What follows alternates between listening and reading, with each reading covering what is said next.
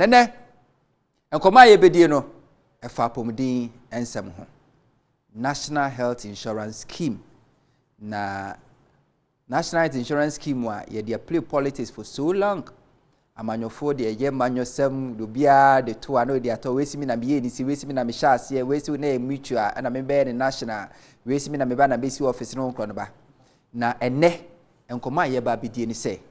National Health Insurance Scheme no sen na ne tibria sen na ne bobre esitie ene nemprimpria ye kasei na me nse bia we ye Ghana ni wo National Health Insurance Scheme enti na me pesa wo boa me e wo dwumadie so dwumadie yi koso no ma yente wo nka na send message si bia we National Health Insurance Scheme subscriber. When was the last time I call hospital? We call esa we use National Health Insurance Scheme no na services ne to say ye je wo feso and also because the National Health Insurance cost e bia we service provider nso hwe dwumadi am ye hu say government musika na wose ba na tumi aba we health worker nso ma ye hu say the National Health Insurance Scheme dwumadi ni esi eko ntene hu nkomo ene e ba betwe ma mfa nko oye task screen afa ye ni nkomo ntene ene the state of National Health Insurance Scheme said the medical akano enti question kasi aye bisa no say state of the National Health Insurance Scheme ti abrem pimpra ye kasai the tibia etisai na ma menka se bi fanchero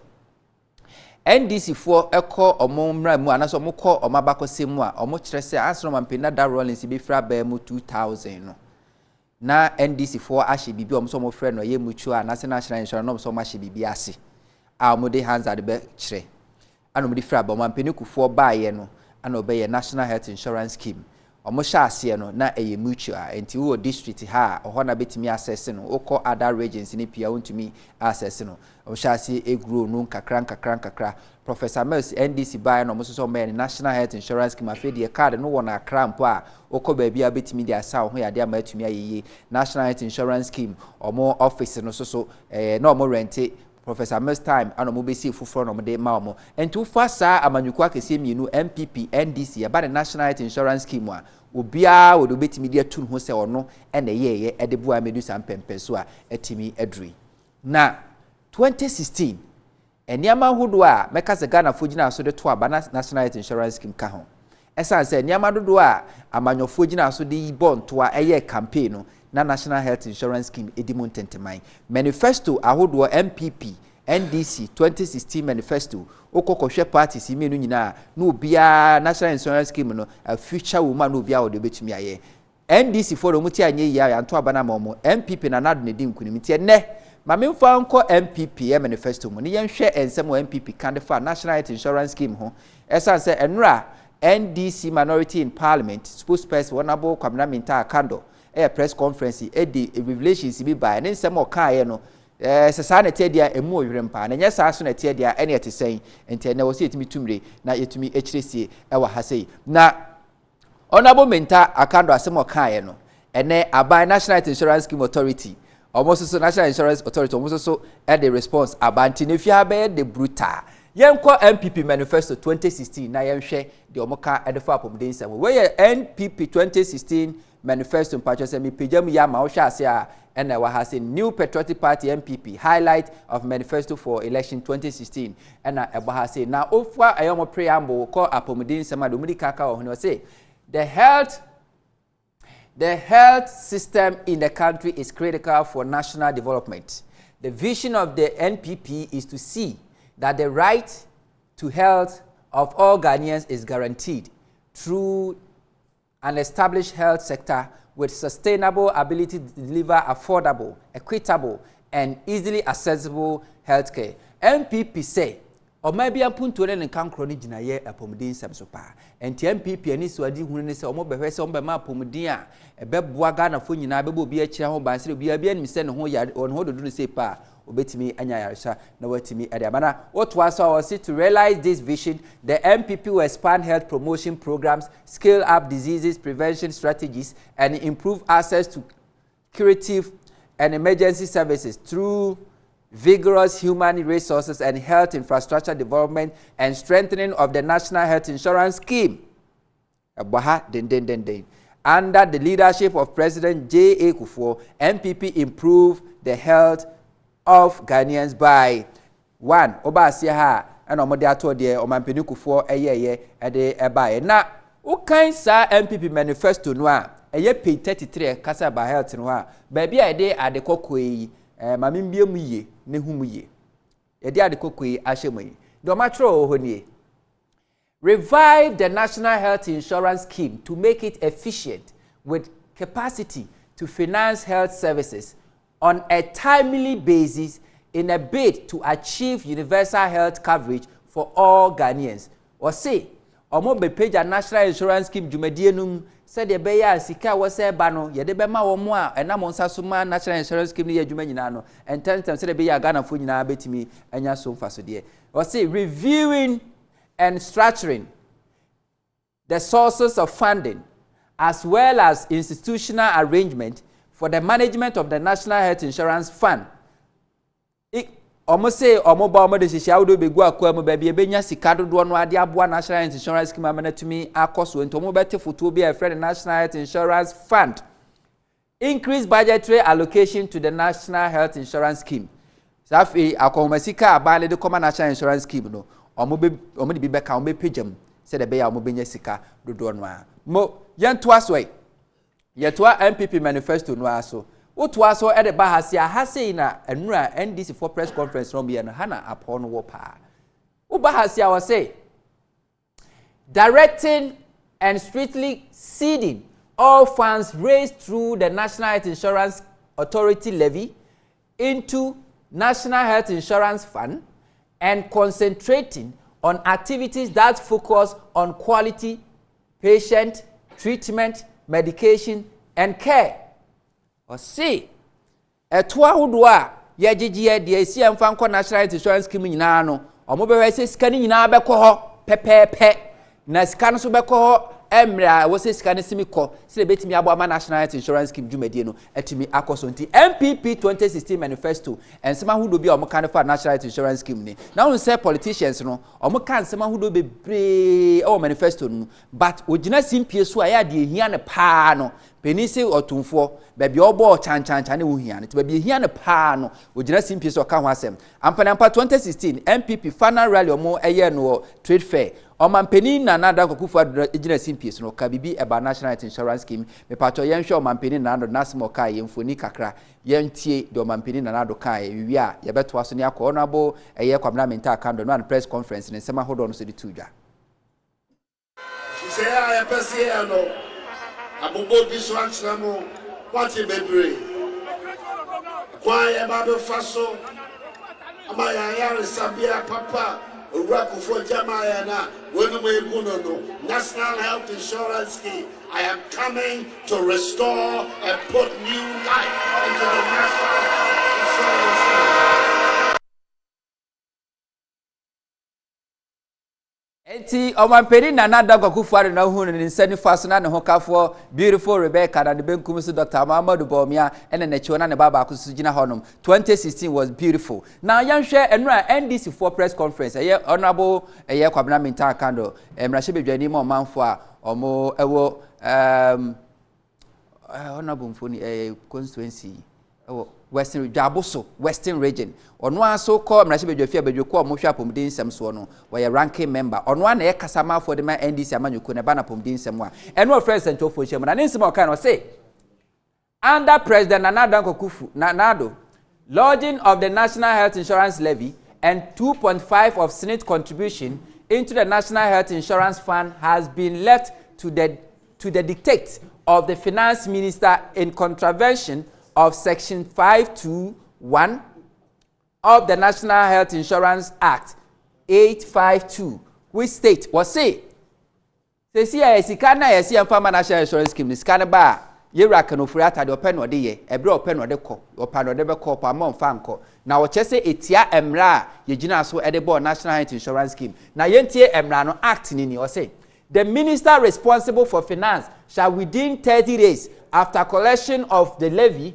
cause the levy to be paid directly into the fund and furnish the minister responsible for health and the authority with evidence of the payment. Emrane de bo National Insurance Scheme ni say ye nia tie sika no ye gigi to ahodo ye se ye mfa we ma National Scheme ye gigi ni nyina se sika ne nyaba say pa within 30 days enafu aduasa we eye bosome e wo se Ghana sanahene edi sika no koto eye asoye anase foto a eye national insurance scheme odi kotum na odi adanse de mo so afo hwe apomdin nsem so se sika no me de akotum o fu e no nkrofo tuatuaye no national insurance mu 2.5 no me de akwakotum.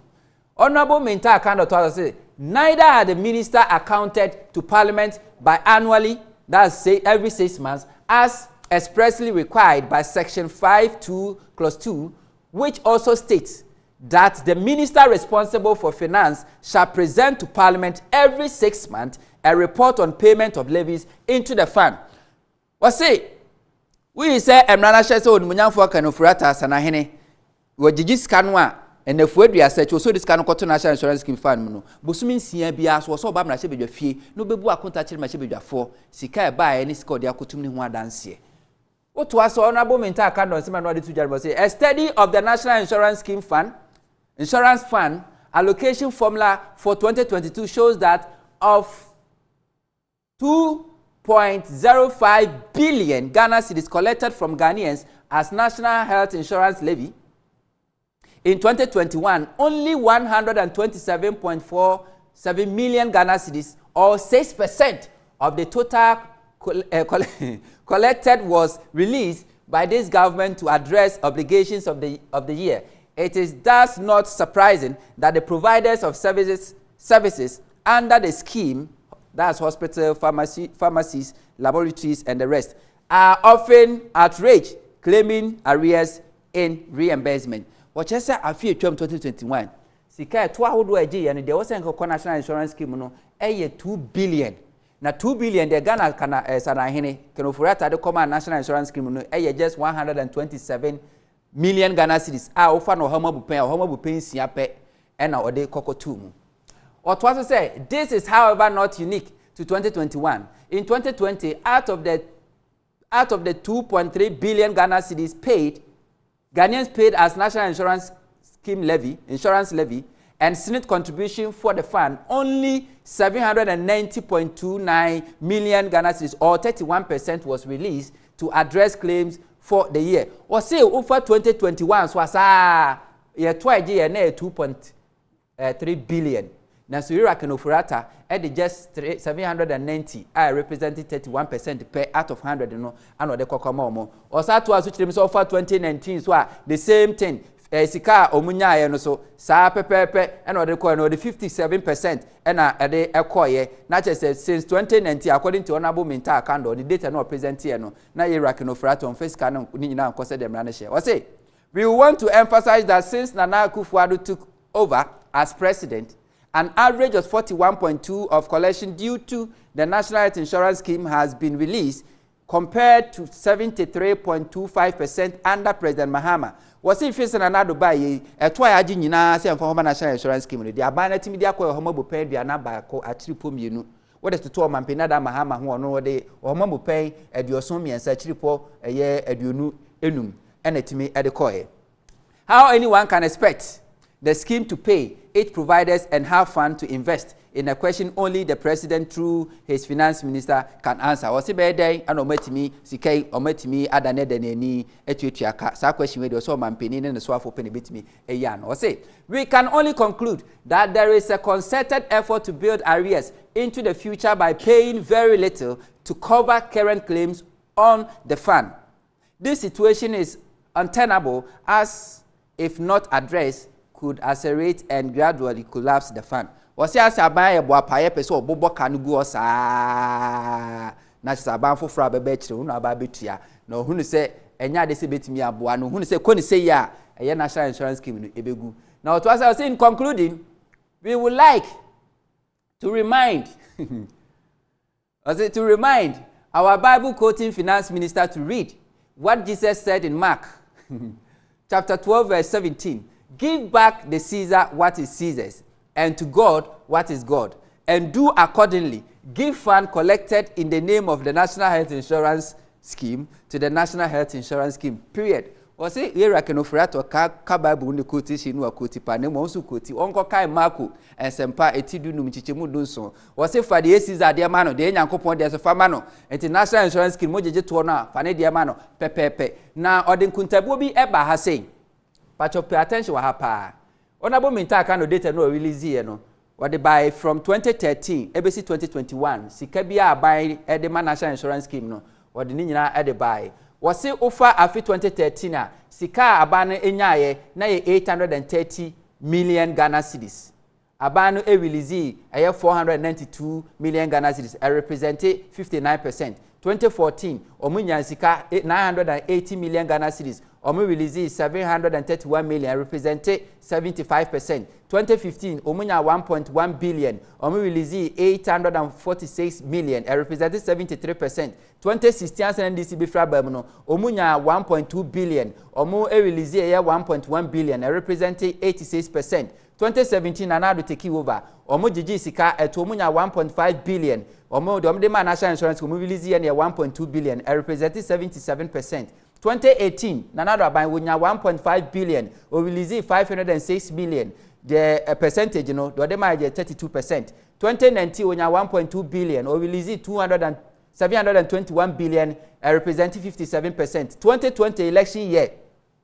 wonya 2.3 billion o release 790 million representing 34%. And after 2021 wonya 2 billion o release 127 million representing 6%. According to honorable Minta account data no or presenting over a year graph na say the AC etieni and to for 2013 ena da ha no to say graph no kosra ba be do 2016 and 2017 e bonu mu ase kakra 2018 e sa bonu mu ase 2019 e sa frostro kakra and after 2020 e sa ba for 2020 we see ni trust kakra which is a year 6% according to honorable Minta Akando which is national health insurance scheme say etieni na ewiase mpeni say oba oni kunu ebu ne ya chia obu abrante yira mpeni su ku ntokopre no enra okasa ye no anena me no kase national insurance scheme authority omo so edi enyia no edi abana ehwe nsem national health insurance scheme omo edi ebaye ebi omo say collections of the national health insurance levy into the consolidated fund occur over a period and therefore releases into the national insurance fund may delay sometimes. What says omo jiji no a so mukutua edito eye consolidated fund abanfo to kese enum enti dubre bia sika na ntene bekwa akwa omonsa no eya eche kakra yo now what was I say in the allocation formula approved by the Parliament of Ghana on April 5 2022 an amount of 1.3 billion amount of 1.3 million was duly referenced as the total amount of all released by the Ministry of Finance into the National Health Insurance within the year. I think I had made a mistake because so it's supposed to be 1.3 billion. 1.3 billion. And he or say a year after Simon Sika April, Sika bind the aquacotu for 1.3 billion. Not just say almost said the honorable Minta Akando Kano and course. However, after the application of the standard accounting reporting principles by the National Health Insurance Authority, an amount of 1.2 billion